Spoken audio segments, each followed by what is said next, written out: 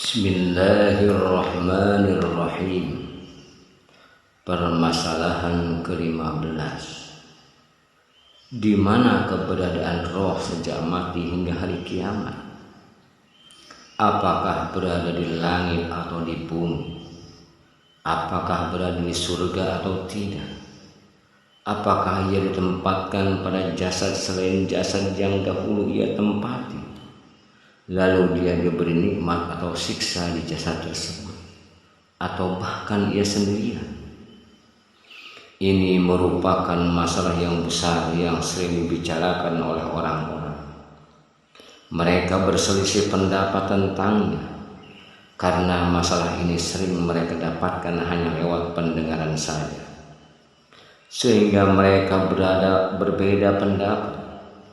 Ada sebagian golongan yang berkata, roh-roh orang mukmin berada di sisi Allah di dalam surga, baik roh para syuhada maupun bukan, selagi mereka tidak dihalangi masuk surga karena dosa besar atau karena hutang, dan mereka akan berjumpa dengan Allah dengan ampunan dan rahmat darinya.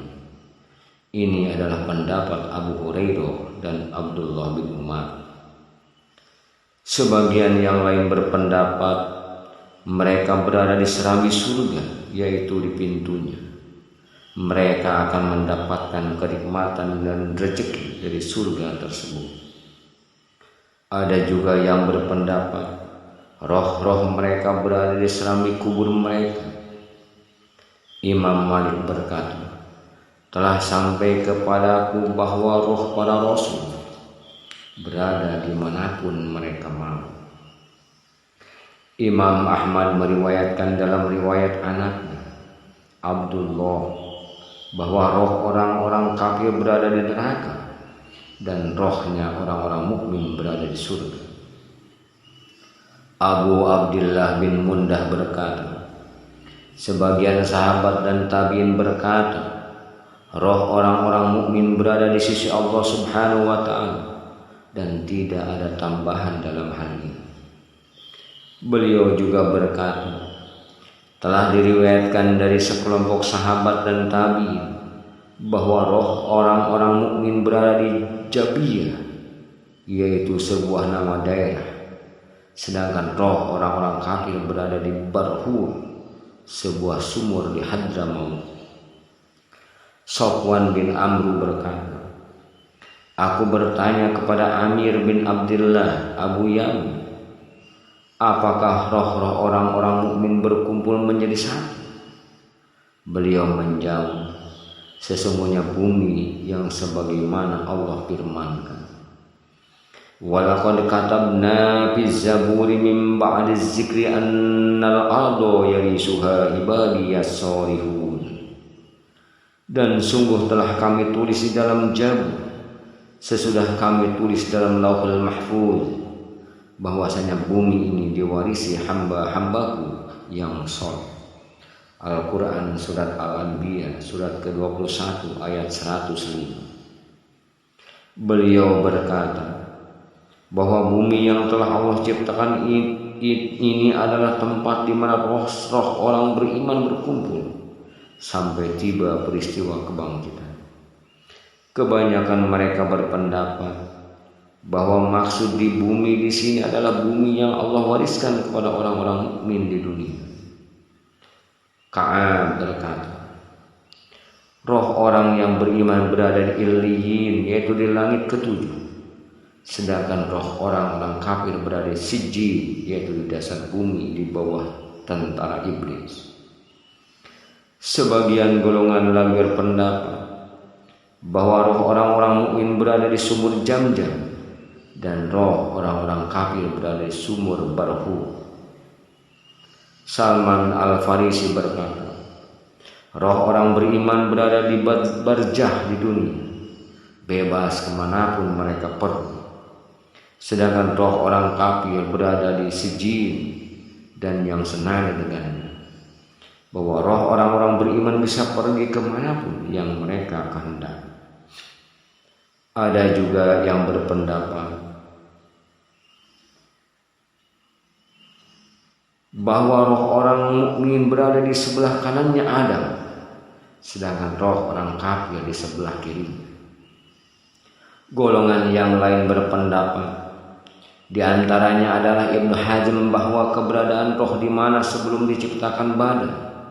Beliau berkata, apa yang kami katakan tentang di mana roh-roh tersebut itu tinggal, yaitu sesuai dengan firman Allah Subhanahu wa taala dan sabda Nabi sallallahu alaihi wasallam, dan kami tidak melebihi batas, serta itu adalah penjelasan yang paling jelas, yaitu firman Allah Subhanahu wa taala, wa idz akhadha rabbuka min bani adama min juhurihim dzurriyyatahum wa ashhadahum ala anfusihim alastu birabbikum qalu bala syahidna an taqulu yaumal qiyamati inna kunna an hadza ghafilin.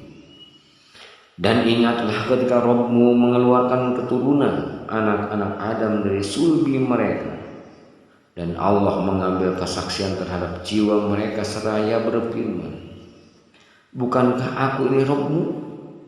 Mereka menjawab, betul, engkau Rabb kami. Kami menjadi saksi.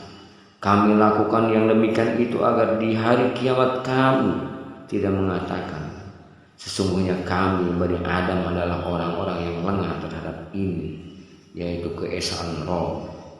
Al-Quran surat Al-A'raf surat ke-7 ayat 172.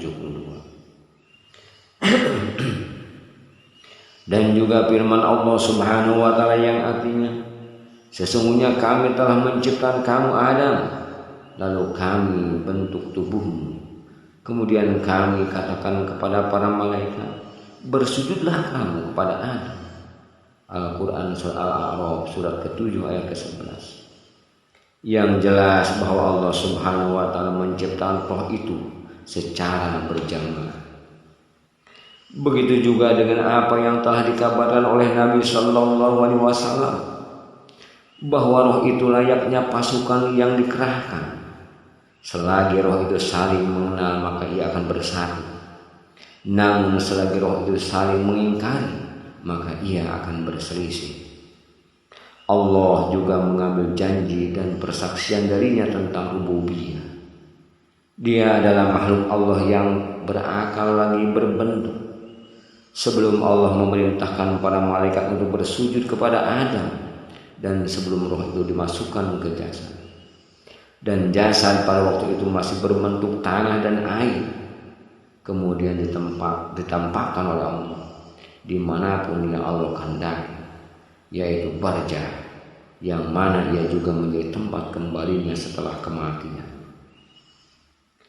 Kemudian Allah senantiasa membangkitkan sekelompok demi sekelompok roh tersebut dan ditiupkan ke jasad yang akan lahir melalui air mani, sampai perkataan beliau yang benar bahwa roh itu adalah jasad yang membawa tujuan masing-masing untuk saling mengenal atau mengingkari, bahwasanya ia mengetahui dan memayyi, dan kemudian Allah uji ketika berada di dunia sesuai dengan kehendaknya. Kemudian Allah mematikannya dan dikembalikan ke Barzakh, sebagaimana yang dilihat Rasulullah SAW pada malam Isra di langit dunia, bahwa roh-roh orang yang mendapatkan kebahagiaan berada di sebelah kanan Nabi Adam alaihissalam, sedangkan roh orang-orang yang mendapatkan penderitaan berada di sebelah kirinya. Hal itu terjadi ketika terputusnya segala unsur, dan roh para nabi dan syuhada berada di dalam surga. Muhammad bin Nasir al-Maruzi telah menyebutkan dari Ishaq bin Rahiwai bahwasanya ia menyebutkan perkara ini secara langsung. Maka dari itu para ahli ilmu sepakat tentang hal ini.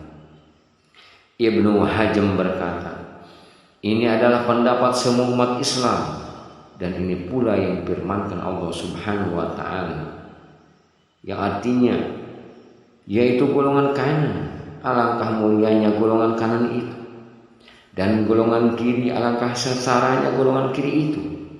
Dan orang-orang yang paling dahulu beriman, merekalah yang paling dulu masuk surga. Mereka itulah orang yang didekatkan kepada Allah, berada dalam surga kenikmatan. Segolongan besar dari orang-orang yang terdahulu dan segolongan kecil dari orang-orang yang kemudian. Al-Quran surat Al-Waqiah surat ke-56 ayat 8 hingga 14. Dan juga firman-Nya yang artinya, adapun jika dia orang-orang yang mati termasuk orang yang didekatkan kepada Allah, maka dia memperoleh ketentraman dan rezeki serta surga kenikmatan. Al-Quran surah Al-Waqiah surat ke-56 ayat 88 hingga 89. Hal itu akan terus berlangsung sampai jumlah roh yang ditiupkan ke dalam jasad sempurna, kemudian dikembalikan ke barzah hingga tiba hari kiamat. Dan pada saat itulah Allah mengembalikan roh tersebut yang kedua kalinya, yaitu kehidupan yang kedua. Semua makhluk akan dihisab. Sebagian dari mereka masuk surga dan sebagian yang lain masuk ke dalam neraka selama-lamanya. Abu Amr bin Abdul Bar berkata bahwa roh para syuhada berada di surga dan roh orang-orang mukmin secara umum berada di serambi kubur mereka.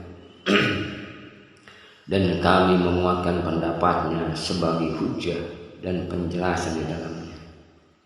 Ibnu Mubarak berkata dari Ibnu Zurai tentang apa yang dibacakan kepadanya dari Mujahid, bahwa roh para syuhada itu tidak berada di surga, akan tetapi mereka dapat memakan buah-buahnya dan mencium bau harumnya. Muawiyah bin Salib menyebutkan dari Sa'id bin Suwaid bahwa ia bertanya kepada Ibnu Syihab tentang roh orang-orang mukmin. Maka beliau menjawab, telah sampai kepadaku bahwa roh para syuhada seperti burung yang bergerantung di alas, yang bisa datang dan pergi ke kebun-kebun di surga, dan selalu datang kepada Rabb-Nya setiap hari untuk mengucapkan salam kepadanya. Abu Umar bin Abdul Bar berkata dalam penjelasan hadis Ibnu Umar, jika salah seorang di antara kalian meninggal dunia, maka ditampakkan tempat duduknya setiap pagi dan sore hari. Jika ia termasuk penghuni surga, maka dia pun termasuk penghuni surga. Jika ia termasuk penghuni neraka, maka akan dikatakan kepadanya, inilah tempat dudukmu hingga Allah membangkitkanmu pada hari kiamat. Ibnu Abdul Bar berkata lagi, pernyataan ini dijadikan hujah bagi mereka yang berpendapat bahwa roh-roh tersebut berada di serambi kubur mereka, dan ini adalah pendapat yang paling benar, dan Allah lah yang lebih tahu. Karena hadis itulah yang paling baik dan paling kuat secara periwayatannya. Beliau juga berkata, maknanya bahwa roh-roh tersebut berada di serambi-serambi kubur mereka, yang tidak berarti bahwa roh-roh tersebut tidak dapat meninggalkan serambi-serambi mereka. Sebagaimana yang dikatakan oleh Malik, telah sampai kepadaku bahwa roh itu bisa pergi sekehendak mereka. Beliau menambahkan dari Mujahid bahwa beliau berpendapat roh-roh itu berada di serambi-serambi kubur 7 hari setelah dikuburkannya dan tidak meninggalkannya. Hanya Allah yang Maha Tahu. Sebagian golongan berpendapat bahwa tempatnya tidak ditentukan. Ini adalah pendapat mereka yang mengatakan bahwa jiwa itu merupakan bagian dari badan, seperti semasa hidupnya dan pengetahuannya, yang serta-merta tidak ada dengan kematian badan. Sebagaimana kenikmatan sebagian jasad dengan syarat kehidupannya. Ini adalah pendapat yang menyelisihi nas Al-Quran, As-Sunnah dan Ijma' ulama, para sahabat dan tabi'in yang atas izin Allah akan kami sebutkan nanti. Maksud dari pendapat orang batil ini adalah tempat keberadaan roh setelah meninggal itu tidak ada secara total. Ada pula golongan lain yang berpendapat bahwa keberadaan roh setelah meninggal itu sesuai dengan akhir dan ada di akhlak serta sifat yang ia hasilkan semasa ia masih hidup. Maka setiap roh akan berpindah ke badan binatang yang kemudian menggambarkan roh-roh tersebut. Jiwa yang buas akan berada pada binatang buas. Jiwa orang yang menyerupai anjing akan berada pada binatang anjing. Jiwa orang yang seperti binatang buruan berada pada badan binatang buruan dan lain sebagainya. Ini adalah pendapat orang-orang yang berkeyakinan bahwa roh itu bisa berada pada badan binatang atau penitisan, dan orang-orang yang mengingkari hari kebangkitan. Dan ini adalah pendapat yang keluar dari pernyataan semua umat Islam berdasarkan keimanan. Inilah yang bisa kami simpulkan dari pendapat orang-orang tentang keberadaan roh setelah meninggal. Dan kalian tidak akan mendapatkan semua pendapat ini dari berbagai kitab kecuali kitab ini. Dan kami akan menjelaskan berbagai pendapat ini, baik yang menyetujui atau yang membantahnya. Kemudian mana pendapat yang sesuai dengan Al-Quran dan As-Sunnah, serta apa yang kami lakukan ini hanya memohon pertolongan dan taufik dari Allah Subhanahu wa Ta'ala semata. Wallahu a'lam bishawab.